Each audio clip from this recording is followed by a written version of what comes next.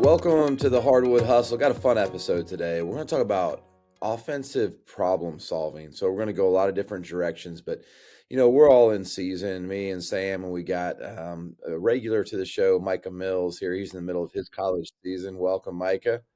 Thanks, man. It's always a pleasure to be on and see you guys. Yeah, he sounds tired, just like I do, just like Sam does. We're all late night watching film, trying to get our team ready, trying to solve offensive problems. You got a little cold, you're a little under the weather, a little Yep. tired, a little. It's just that that time of year for coaches.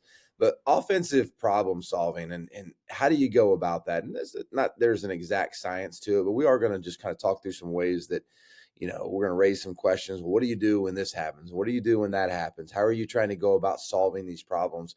Throughout the year and throughout the season, so much of it is problem solving, whether it's on the offensive end, the defensive end.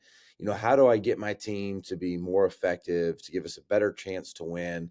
A lot of times you go in with some really good laid plans and they don't necessarily work out how you hoped. And then you got to figure out, well, is there a better way to do this? And so anyway, let's dive into some offensive problem solving. I'll start with you, Sam. When you going through your seasons, what are some common problems, some common issues, things you like, gosh, I need to, I constantly find myself having to figure this out over the course of the season. Well, yeah, if I'm thinking about offensive struggles we're having, right, I probably think of it in three ways. And that's this, like, are we just missing shots? Like, are we getting good shots and just missing them?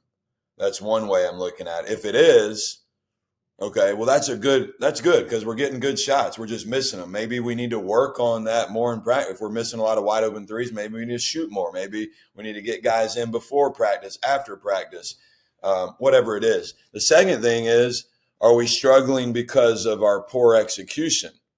Okay, if we're not executing well, whether it's our like base motion offense or whether it's set plays or both, okay, well, we can work on that in practice as well. We work on it 5-on-0, 5-on-5, and be better at execute. And then the third thing, TJ and Micah, is, well, maybe we're struggling because of certain defenses are causing us issues. It could be a zone defense, could be teams that pressure and make wing entries hard. It could be that a team with a lot of length and plays, whatever it is. So try to identify, because sometimes we just blanket it and we're like, man, we struggle to score. We can't score on anybody. Okay, good. Thanks, coach. That's good coaching. It's like, no, why can't we score? And once I can identify the problem, then we can start giving the medicine, the right prescription to it. So diagnosing the right thing and then prescribing the right thing. I like that. Mills, what about you? I think it's that balance of when your team is going on that struggle to score at a certain time. Do you empty the belt and you just, you run through all your sets or all your actions to see which sticks? Or do you just run one or two over and over again? That's been a balance, trying to find that balance. Hey, we're not scoring. Let's run this. Let's run this. Let's run this. All things that you practice and that you can execute. And so it's not, outside of the realm of what you're capable of. But do you narrow your focus and just run one or two actions and just try to get one or two players going? Or do you keep it broad and just kind of empty your belt of sets and plays and see what kind of sticks? Yeah. What's interesting is I first got into coaching. I think this is a common term. I don't know. You guys tell me, but I think a lot of coaches early on, they get in and like, I'm a defensive coach, like I hang my hat on defense. And I was that way when I first got in. And honestly, it was probably my way of saying like I didn't feel completely comfortable coaching offense really well, because I think as I've morphed into a place of like, I think good teams are balanced, right? If you're not rebounding the ball, if you're not defending at a high clip, I think it goes back to splits. Sam, you and I have done an episode on this before, but like, we'd love to shoot 50 from offense and hold you 40% deep from the defensive end and win the rebound margin, and you're going to win a ton of basketball games. just those three stats right there, you're going to win a ton of basketball games. But over time, especially the way the rules have changed and the way they've been a little bit more offensive friendly. I feel like the offensive end is something I'm constantly thinking about. And I was talking to a coach in our league yesterday, and I was like, gosh, we just need to get going. We've got some shooters not shooting well. We got whatever. And he said, Coach, do you realize that you're the only team in the league averaging over 1 point per possession? And I'm like, oh no, I guess it's going a little better than I thought. But Right. I've been a little bit like obsessed about that, like getting good shots all the time and scoring at a high clip. And I think your question, Micah, is an interesting one because I've definitely, I mean, rewind like 5-10 years ago, this was kind of a progression of mine coaching offense. We would get real heavy into sets and like try not even just sets, but different actions we wanted. And I would find my team really reliant on me to run good offense. And then we moved the other direction and, we try to get away completely from sets. And then there was times when I'm like, oh my gosh, I don't like what they're choosing. And then I would kind of want to go back at it. And so it's hard. There's some level of trust you have to have with your team on this is who we are. This is what we're doing offensively. Cause it can be a mixed message of, one game you're trying to run 20 sets and the next you're not calling anything. And the next one you're trying, it can be a mixed message to them if you don't really have an offensive identity. So let's talk about that for a second. How do you go about determining your offensive identity so that you can adjust from there? Sam, what do you think? Well, I really wanted to hear what y'all had to say about that. Because right now I feel like our team that I'm coaching doesn't have a very good identity. I mean, at a base level, TJ, to answer your question, our identity should be we take pride in getting great shots. Like that's the vision statement. And, it takes a certain toughness to get great shots, to give up a good shot for a great shot. It takes an unselfishness. It takes a want to set a good screen or to cut hard or to take care of the ball. And so I think that's our identity, or that's what it's not our identity right now, but that's what I want it to be. Yeah. Mills? Yeah, our offensive identity starts with confidence and having our players have the confidence to go out and make plays. And then the second one, which I guess stems from confidence, is we talk a ton about good to great, right? Our assist number, we want it to be above 14 a game because we are hunting one mores. And then we break into kind of what we want to do, which is we want to play fast. We're a motion based team, so we're playing fast. We're cutting, and then we open up our attacking lanes to hunt the paint. Our current identity is we hunt the paint off the bounce. Or we don't have a dominant post player to get the ball down there to. But in doing that, man, we've been into every game. We've either won the paint scoring or we've been even. We've been even in paint scoring. So we've done a really good job of being able to spread the defense out and hunt the paint off the bounce. Interesting. I think you really do have to sit down and spend some time on your identity, and you can overthink this too, but I think you do have to come to a starting place on your identity offensively on how you want to generate shots and how your team has the best chance to win. And one of the questions I always talk about in a zone, when you're running zone offense, is how are you going to puncture the middle? We teach that at PGC a lot. Like, how's the ball going to get into the middle? Because so many times you see a zone come up and you go windshield wipers, you throw it around the perimeter, somebody jacks a three, and that night you're missing and you lose. The next night you're making and you win. But that's basing your game on hope, right? So you really have to come from like football terminology, like, are you a run first team, or are you a pass first team? And, most teams in football that are a passing team at some point struggle because somebody can take some of that away. Or if you're an all run team, somebody can take that away. So we know the best teams are balanced. They can do a little bit of both. It doesn't matter, maybe 70-30, 60-40. But I think the same is true in basketball offense. You might be, let's just say a passing team. I'll just say a perimeter 3-point shooting team, right? Or you might be a paint team. We'll just call that a run team. But you've got to be able to complement because, scouting reports and people watch you over time. They're going to be able to figure out what you want to get, and they're going to be able to some degree take away your bread and butter. And I think that's one thing we miss is that people are going to know you at a certain point. And a lot of people go with the philosophy, cut the head off the snake, so if they're going to look at Mills' team and they're going to say, look, they just love to get in the paint. They love to put their head down and get in the paint, right? Like, I mean, look, we're gapping, we're mudding, we're making you beat us another way. Like we're not giving you a second dribble. Your first one's free, your second one, we're coming.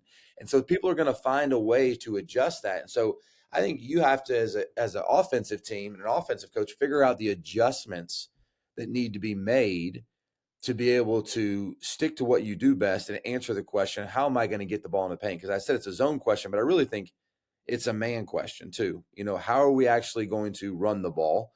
Even if it's not our primary, how are we going to run the ball enough to get it in the paint to keep people honest? And that looks different for everybody, whether it's post touch, whether it's cuts, whether it's drives, whether it's, but you do have to have a plan of attack. Let's just start there to get to the ball to the middle. So Mills, what are your thoughts on that? Yeah, I know when I'm looking at other teams, I love to watch their gap defense. That's the first thing I start with. How are they playing their gap defense? Where are they positioning their players off the ball? With us being more of a kind of read and react type of offensive team, we can kind of see going into the games, hey, these types of cuts are going to be open. These types of swings, these types of skip passes are going to be open.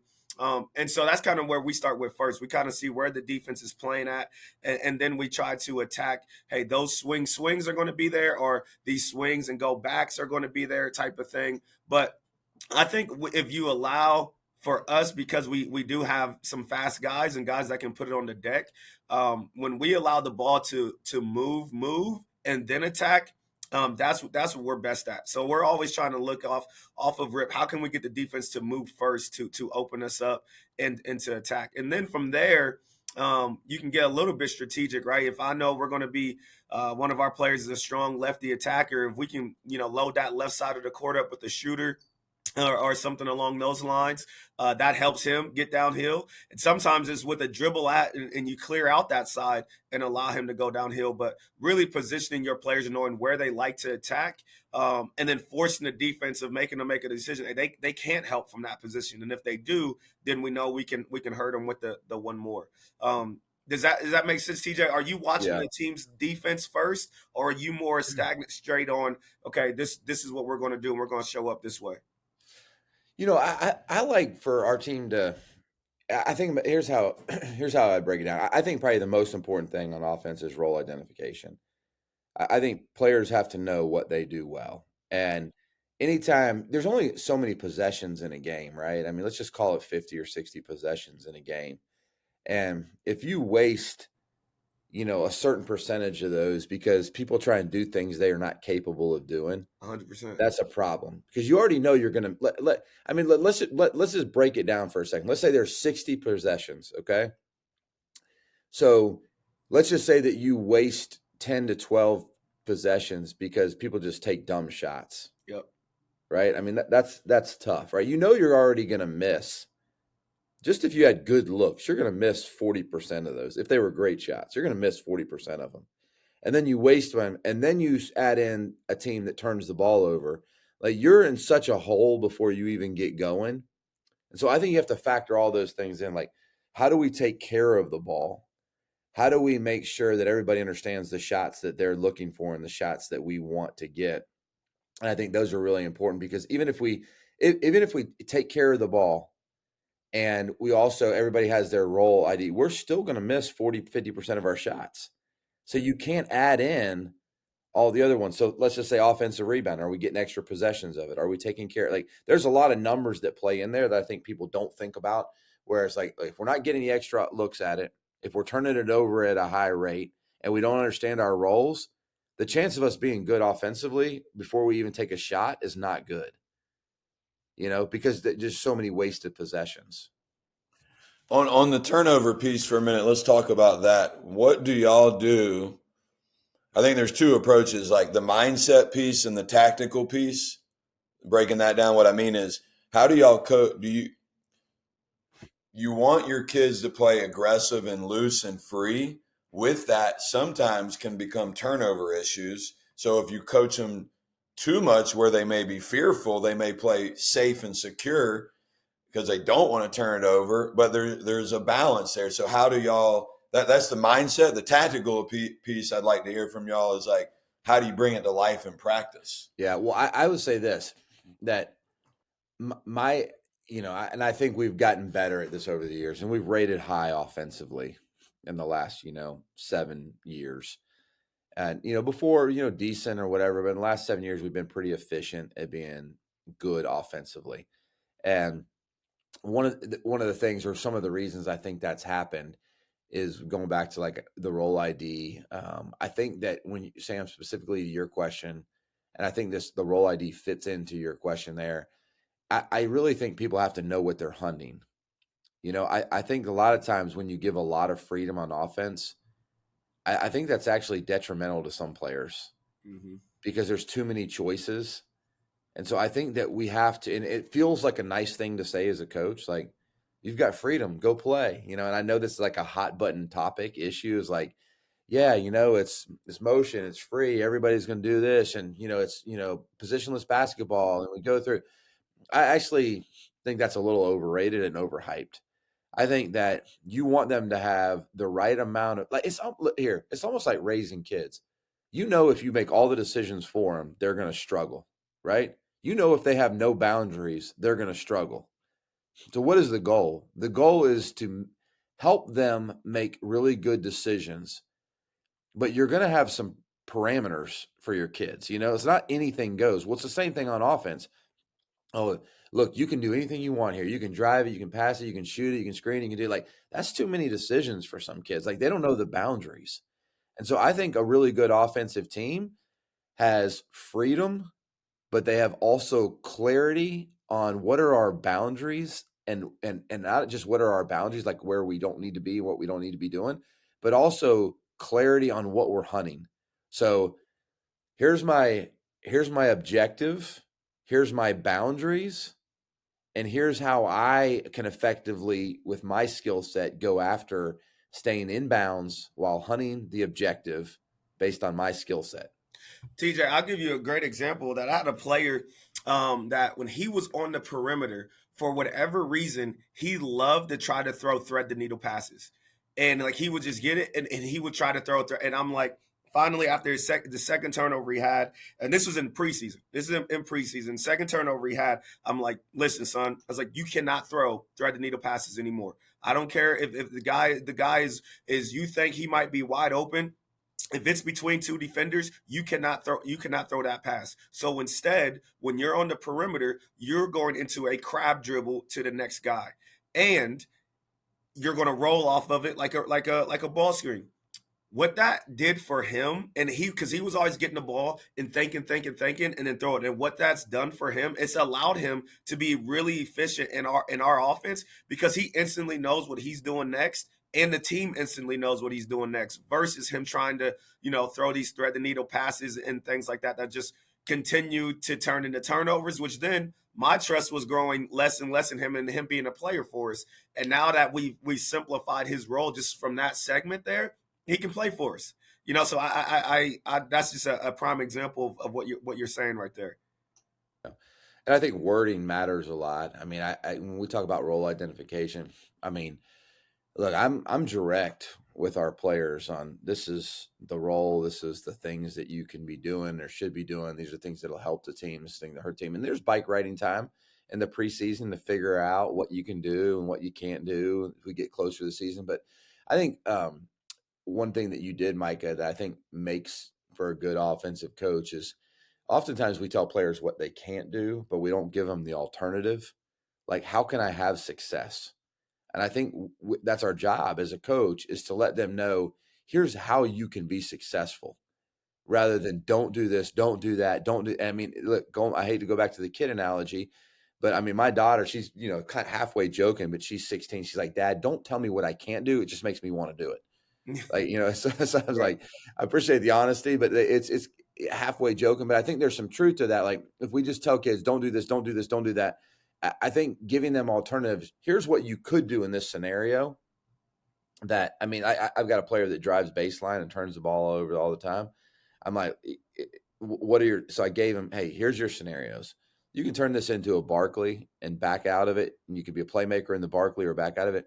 Or you can just shoot it before you drive it. Like, I'm fine with that too, because I know you can shoot this at 33% clip, which is 50% in twos. I'm living with that before you actually go drive baseline, jump up in the air and make this pass. So here's your alternatives. I prefer that you'd make this decision. If not, I'd even prefer you shoot it, which don't love contested threes, off the bounce or whatever, but it's better than the decision you're making right now. So at least he's got alternatives now to things that he could do in that scenario. Yep. TJ, going back to something you mentioned a little bit earlier, the football analogy, which I agree with, right? If you you want to be balanced, you want to be able to run the ball, you want to be able to throw the ball. And then, you guys have taken our offensive track inside our PGC coaching membership. And, Rick talks about in there IRAs and Utahs. And I think this is good for coaches to hear. Like IRAs are inside the restricted area shots. Utahs are uncontested 3-point attempts. And, I'd be curious to know within y'all's offenses, how do you generate the most IRAs? How do you generate the most Utahs? So for me, I think of 6 ways we generate IRAs. And I could actually flip them on their head in a second and show you how we're also getting Utahs. We're going to get them off drives, off post-up, off Barclays, off offensive rebounds, off sets, and off cuts. And then on the flip side, we can get those Utahs the same way, right? If we drive, we get kickouts, post-ups, kickouts. Barclays, you can create gravity at the paint and make the defense play with their back to you, right? So anyways, my point is, do you all know, and coaches listen, it's a good exercise, how are you creating paint touches or IRAs, and how are you creating uncontested three? Like, what are you doing the most? So for TJ, your offense, y'all may get most of them off drives, or Micah, y'all may get most of them off offensive rebounds. I think it's important to know that so that you can talk more about it with your players. Yeah, I think there's a lot of layers to that too. I think that, so I would say, and I know where you're going with this, but I would say that's actually a lot to give a team. Hey, here's 6 ways you can get the ball into the paint, right? Like I think your identity's got to hammer down more than that. And I know all of us do that. So there's a starting point. Like, is driving 70% of how you get the ball in the paint, or is it, or do you have a dominant post player and you feed that post player? The old Don Meyer, give me a post player that demands a double team and give me 4 shooters and I'll win a bunch of games. And they just throw it down there. He would go to work and he'd be a bucket for 2. And then if you double, they'd kick it out to a good shooter. That was their way of just putting paint pressure. And then there's, dribble drive teams and everything's, off closeouts. You're trying to attack the dribble. You're trying to get the paint. So I think narrowing that down is really, really important. And I think the best teams actually can get it in there a multitude of ways and do it by getting the players that do it a particular way. So we have particular players that can go into Barclays. And for those of you listening, don't know Barclays basically a dribble down, spin, and you're in the post. So it's like you actually posted yourself up by getting there with the dribble, or maybe you got a cut pass and you turn it into. So that's what Barkley is. But what you're doing is you're playing inside out basketball.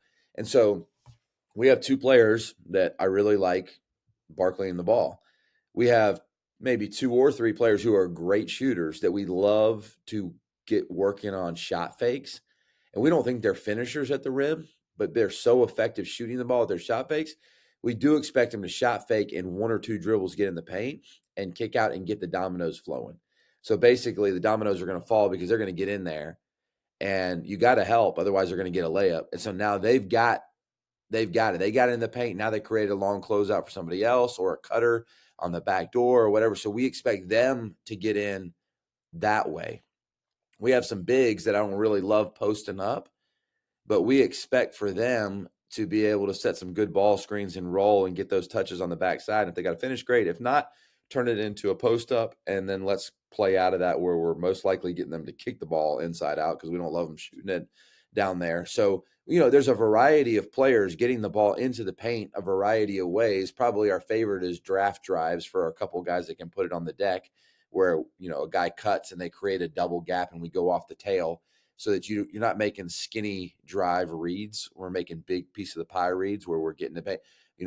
Most of our guys, we want to have the ability to do that because most guys can drive a double gap. The one thing I would say is this, Sam, that I would add to what you just said. Just getting the ball into the paint, that's half the battle. I can't tell you how many times I watch like girls high school basketball, like I'm watching my daughter's team, whatever. Just because you got to the paint doesn't mean it's a good shot.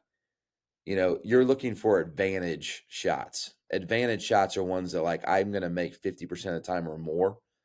And there's a lot of shots that happen in the paint. And they'd be like, oh, we got to the paint all game long and we took these shots. I've seen, them get 20 shots in the paint and 10 of them don't hit the rim.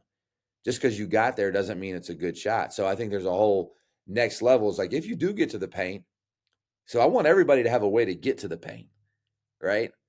But then when you get there, what is your skill set inside of the paint? What can you actually do for the team, which is different for everybody as well.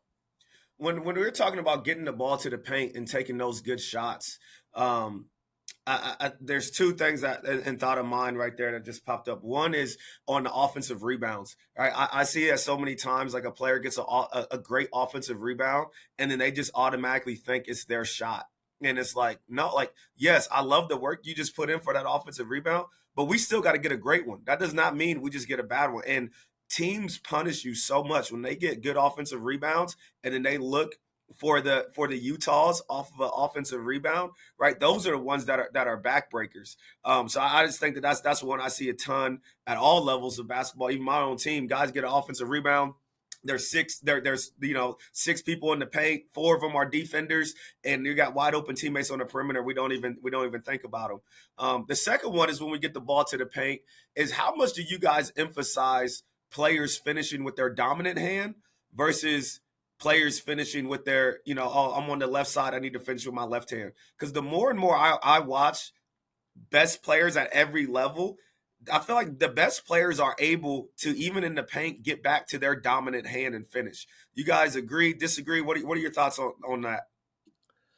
Yeah, I am actually pretty passionate about this one. I mean, I just think there's too much player development, skill development out there where players are learning to finish 18 different ways. And I think that you should have an A and a B. Yep. And if you can't get A and you can't get B, don't shoot it. Yep. Like, I mean, that's how I feel about it. It's like, it goes back to just wasted possession. You know what I mean? Like if you're taking a 5-foot left-hand shot and, we go and practice that and you make it 2 out of 10 times, why would I want you to shoot that? Yep. But you're like, well, I made the read and they stepped this way. So I Euroed and took a left hand. Well, like, and you shoot that how much? And you practice that how much? And you make that at what rate? Like, look, most players, even smaller guards with their A number 1, that might just be a 50%er for them, mm-hmm. And B's a drop from that and C's a big drop from that. Yep. And so I think you should, I tell my players this all the time, you should always drive to get A. Always drive to get A. If they take away A, can you get B? If you can't get B, kick it. Mm-hmm. So I know that's an oversimplification and whatever, but I know myself as a driver, as a player. Like I look back to my days, my A was solid. My B was pretty good. After that, it was hoping, like. And I wonder, hey Sam, do you have a different approach of that because you're, at the grassroots level? Are you emphasizing that right now for them to get to their dominant hand type thing, or are you more on that? Hey, we're still growing and developing you. Well, I think y'all are hating. Y'all are holding back players, man. I think y'all need to give your players some more. Y'all need to give your players more freedom. Yeah, remind me to mail all your kids a trophy, Sam. I forgot you were from that group. I forgot. No, I'm joking, but no, I think I agree with what TJ said. I mean, there can be this. We've given them 18 moves, and they're good at none of them, right? And so, yeah, if you watch players play, they'll tell on themselves quickly, right? You could just go watch them play 5-on-5 for 30 minutes, and you'll find out what they're comfortable with, and then, do a lot of that. But to answer your question too, Micah, I would say in our practices at a grassroots level, there's 3 foundational finishes we work on, which is a power, a scoop, and a poop. Yep. And all of them play off of each other. They're kind of like a counter and a counter. So power 2-foot finish, off a stride or a jump stop, either way, being able to finish with both hands on both sides of the rim, different, and then scooping it, sometimes getting that inside hand quick finish. I think that's a good developmental finish. And I see it play out with our players in games. And then the poop is, the pivot out of pressure, Dick DeVinzio term. I think some people call it a back pivot. Luka does a lot of that for coaches that are listening. Jalen So Brunson. that gives you more. What's Jalen that? Brunson does a lot of that. Yeah, Jalen's a great example. An undersized, smaller guard below the rim player who's a high level finisher because of great footwork and great fakes. But And really the play devil's Villanovas advocate for just a second, right? Like, play it. so like Luka's got this crazy shot and Dirk's got this little 1 foot fadeaway, and then Jalen Brunson's got this footwork from whatever. And like, I think we like try and model all that, like Jalen Brunson, but name me 3 other players that do it as well as he does in the NBA at the highest level of play. You know what I mean? At the highest level of play.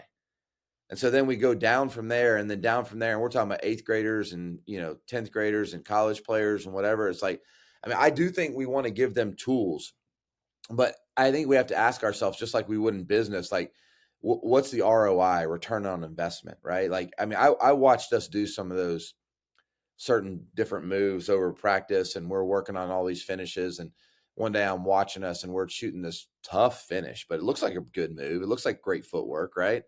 And I'm watching our guys shoot it like in a warm-up drill, and we made 3 out of 10. The next group makes 4 out of 10. The next group, I'm like, why are we practicing this? Like, if we ever get this in a game, if we ever get this move.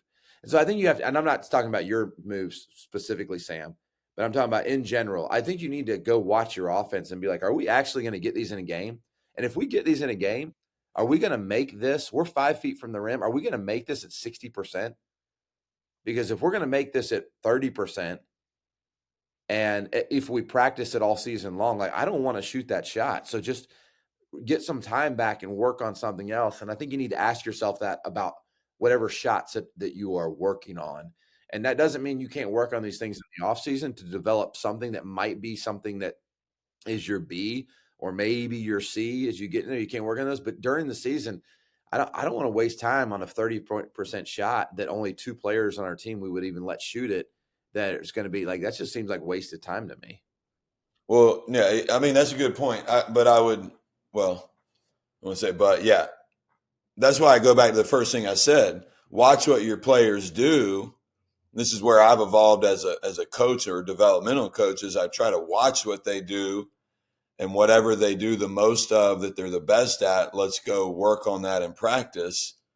But adding a little more tool to their tool belt. I do believe in what I said. I'd still hold strong on that feeling, which is power, scoop, and poop. Those are 3 finishes, working on both hands. I see poops used at all levels, not just, Jalen Brunson's the elite example, but there's a lot of players that utilize that footwork really, really well. And it's not just a finishing footwork. It gives you time to pass and create more space there. So have you ever thought about this? I mean, this is like, sometimes the way I think of things, and I feel like a jerk when I think this way, but I also just just trying to win.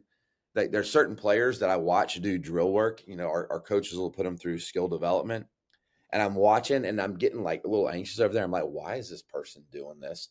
Because what does that player want to do? They want to play and help the team. Right. So there's a certain player over there that I'm watch over the course of the season. They might do a particular finish 1,000, 2,000 times. Right. And the real answer is like, you know what you should do while we're doing all this footwork? You should go over and shoot 1,000 threes, because the only way you're going to help this team is knocking down those perimeter threes. And I don't even want you to ever finish. If you get a breakaway uncontested, there's nobody within 17 feet of you. Okay, go ahead and get a layup. But I don't think we need to spend a lot of time working on that. But I think there's a lot of time, if we were to go cut down practices, as we're trying to get everybody to develop and certain things. And again, age and stage, because player development, I think the younger you are, right? But as they get older, they get to the college level or something like that. And as they mature up, so there's, youth, middle school, high school. I think it's different. You don't want to put somebody in a box at younger ages. Like, you're trying to develop, who can they become? But then sometimes they get to our level and I'm like, you probably should be done working on finishing moves, because if you're finishing for our team, we're in trouble. Like, just go shoot threes. We'll call you when we're ready to start playing 5-on-5. Sometimes I look at it and think that way, because there's a reality to that in how your team's going to be successful. Sam, you said earlier, you said watch your guys and watch your team to really, the players tell on themselves. I think sometimes when I'm watching my guys work out in the gym and they're not working out with the coach, they just come in, I'm gonna get some shots up. I will ask them, and again, not trying to be a jerk, right? I'll ask them, like, why are you working on that?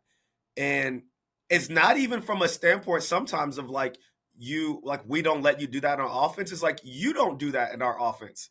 Like you just worked on, a whatever shot fake sidestep 3-pointer where you won't even shoot an uncontested 3-pointer. And which I want you to shoot, and sometimes I do agree that players think that when they get to the gym, they have to do so many things. Or when they work with the coach and they're doing player development, it has to be a certain way. And I know when they work with me, sometimes they're like, "Man, coach, this is basic, man. This is," and it's like, yes, son, it is basic, because if you're going to build your trust with me, like, you need to be able to do this at a really, really high rate. Like, forget the other stuff. And I think articulating that to them as you're building out your offense of like why you need to work on this specific skill set, I think is important in building out offensive players for your team.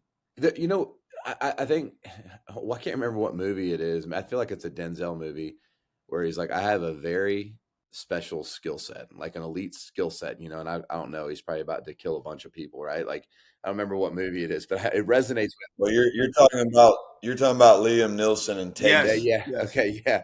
And so I think about here's to me what is the most common thing in basketball right now is, and I hate to even say the jack of all trades because I really don't think they're the jack of all trades. They're just average at a bunch of stuff. Like, there's a lot of players out there that are average at a bunch of stuff. And there's very few players, and I think you could carve a niche.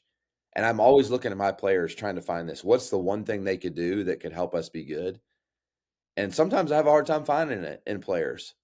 And they'll ask me, what do I need to do better? I'm like, you do everything okay, but you do nothing. Like we had a player, he's like 5'8", maybe 140 pounds, can shoot the heck out of it, and I can't use him most games because can't defend, can't do whatever, but it has an elite skill set and their ability to shoot it, right? Go in last game, 4 out of 5 from 3 and 9 minutes of play. Like, that's his only possibility of getting on the court. The only possibility is a very special skill set. But I think more players would serve themselves well if they got elite at something. I'm talking about like elite defender, elite at pushing the ball to one end or the other, elite at shooting, elite at whatever it is. But there's just a lot of players out there. You know this in recruiting, Mike. We see this all the time. It's like, I don't know. I mean, I can have 500 players in my gym that are pretty good at everything or okay at everything, but I can't really get separation. I don't know the choice between player 1 and player 300. They look pretty similar.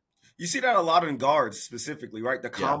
combo guard. You can kind of dribble, but you're not an elite ball handler. You can kind of shoot it, but you're kind of not an elite shooter, and that puts you in a tough spot. It does. It puts you in a tough spot as a player. I know it's specifically for us, like guy like 10, 11, 12, they're all trying to jockey, and it's like, you really go to like, what are they best at? And if you can't say you're best at something, it's gonna be hard. It's Yeah. gonna be hard for you to crack that lineup.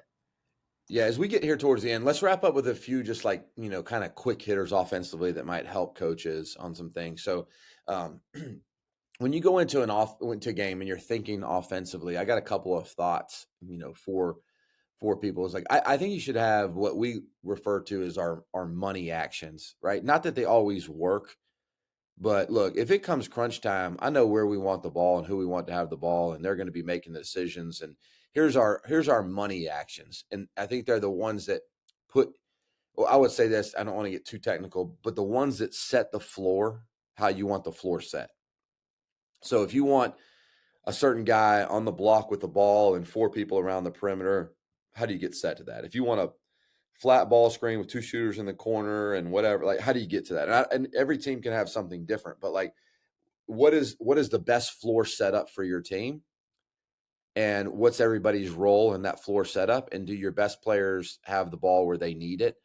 I think you have to have some actions like that. I mean, I think when your team's struggling, I think when your team's late game, like if we're going to lose, if we're going to go down, if we're going to go over, I'm going to make sure that I got the ball in the best floor setup with my best players so that we're going down with our best, because there's a lot of games that get away from you where you never got to your best. And I mean, you see that happen even in the best in the world, in the NFL. They look back and they're like, y'all ran the ball great all year, and your elite running back just got 8 carries in a playoff game. I mean, that's how it happens to the best in the world, you know? And so being conscious of how do I make sure if we were to go down, we go down with the people we wanted to have the ball and the places we want them to have it. I think that's one thing to think about. TJ, it's interesting you bring that up. I was listening to a podcast the other day, and Micah, you'll find this Don't talk about interesting my guy because Ryan Day, man. Go ahead.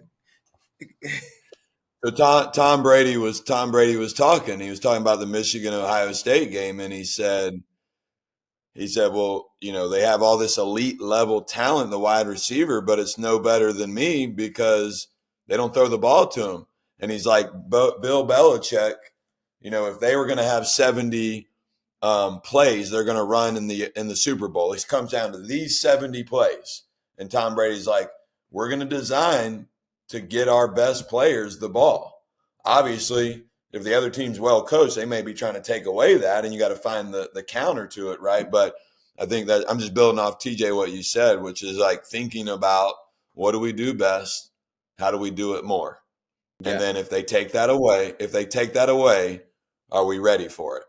Yeah, and what Ryan Day is probably looking at is whoever won the rushing game last 22 out of the last 23, and this is where I think you got to be stuck to your, like, who are we? Yeah, you know what I mean? Like, who are we? I mean, because it's hard when you look at that, but I think what's true, Sam, is if they got the ball to their wide receivers, I think they bucked that trend, and for the first time in 23 times, the team that got less rushing yards wins the game. Yep. But you can't help it. I mean, that's just coaching. You get sucked into these narratives, and you've been hearing it all week. We got to run the ball. We got to run the ball. Why? Because but that's not who you are. That's not what you do. I mean, I think ever since, like, we'll have to stay on this and make Micah live through this, but Notre Dame's my team, and Lou Holtz, he's basically the one that suckered Day into this when he's like, y'all are, solid. And he's been trying to prove that, like, you get out of who you are and your identity, and it's tough.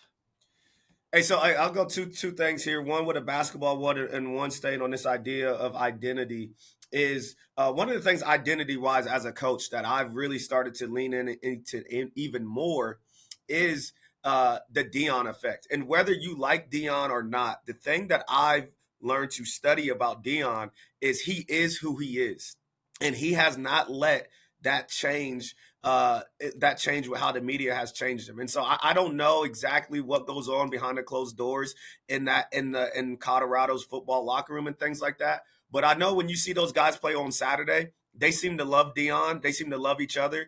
And, for the first time, they're going to a bowl game in however many years. And I think that goes back to what you just said, is being true to who you are as a coach and making sure that stays true to your team. So just that identity piece there. The second one, when you're talking about offenses, I think one thing to kind of look at is twofold here on the offense side. Is one, where do teams help from? Are they helping from the next guy over? Are they helping from the fire position or the rim protector position a ton? I think that's very important to look at when going into your team. You can tell your players, hey, when you attack here, this is where the help is coming from, and this is where your eyes needs to be ready to go. And then the second one there is to not let teams hide their worst defensive players on the court. I think that teams get away with hiding players that either are A, going to foul, or B, going to break down a ton of. And I think that if you can find those 1 to 2 guys, sometimes it's a guy that comes off the bench that, he's coming in and, hey, we got to go at this guy. We're either going to get fouled or we're going to start the dominoes effect on attacking that guy. I think those are 2 places you can look at to help you on the offensive side. Yeah, absolutely. And I think paying attention to who those people are, knowing going in the game, 1 or 2 people that we can attack. I think another thing that can help you offensively is I think you got to have timeout plays. Like when I say timeout plays where you can call a timeout without calling a timeout. So, hey, look, I know that we need to settle here, but I don't want to waste a timeout. How do we settle? I know that we haven't got a certain possession in a while. I mean, one of the things we used to use was like our purple call, which is basically we're jacking a bunch of threes and we need to get a post touch before we shoot the ball now. And we're just basically saying, get the ball in the paint, slow down, whatever. It's like, we don't want to call a specific play. But I do think you need to be aware of the calls that you have where you can change the flow of the game without calling a timeout, because I mean, you're limited in the numbers you have there. Whether it's just to reset the floor, get it to a certain place, whether it's to get a touch in the paint for a certain person, whatever it is. But those plays that settle you offensively, I think are really important. That are kind of like your go-to. Hey, this will calm us down. Everybody knows what to do in this scenario, particularly when you've taken a string of bad shots. I think that's really important. Hey, great. This is great conversation. We need to have a part 2 maybe. Yeah, there's a lot that goes into figuring out all that stuff offensively. And, I think that the last thing I would say, and I was the same, we heard this at a clinic a while back, but I really took it to heart. I think I did it before, but I've taken it even more to heart, is like, you really need to be an expert on your team.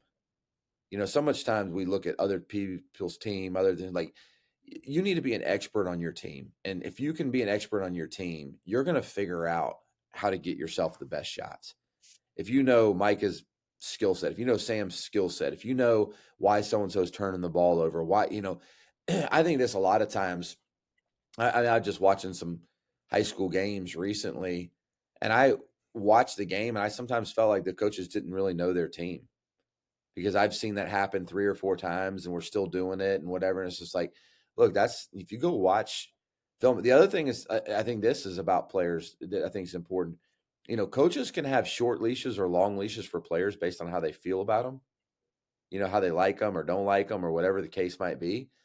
But you as a coach need to know your players, and like, is your leash for them actually accurate? Like, because if you're not an expert, I've seen players sit that should be playing, and and players, because you have a certain feeling about certain things.